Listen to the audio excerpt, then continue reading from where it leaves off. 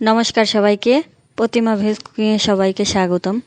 আজ আমি তোমাদের সাথে বুটের ডাল ভাজা রেসিপি শেয়ার করব।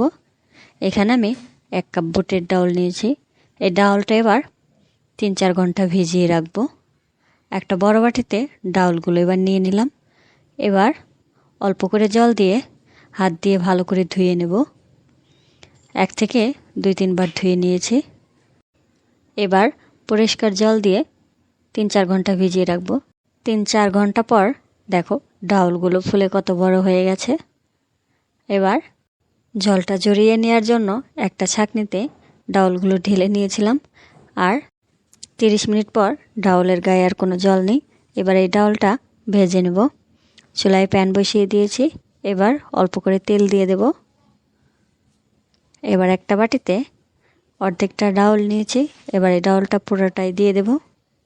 আর চুলার আঁচটা মিডিয়াম রেখে ডাউলগুলো এবার ভেজে নিলেই হয়ে যাবে।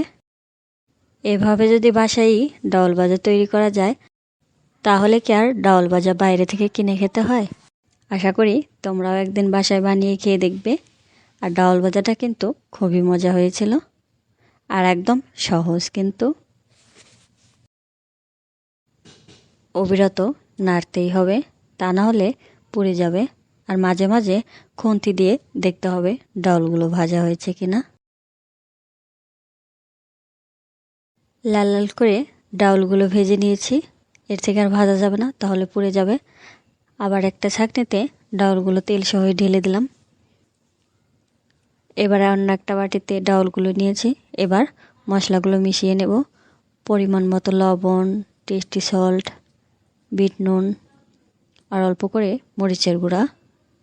এবার ভালো করে ডাউলের সাথে মশলাগুলো মিশিয়ে নিতে হবে। ডাউল ভাজা রেডি। আজকের এই রেসিপিটা কেমন লাগলো অবশ্যই কমেন্ট করে জানাবে। সবাই ভালো থাকবে, সুস্থ থাকবে। নমস্কার।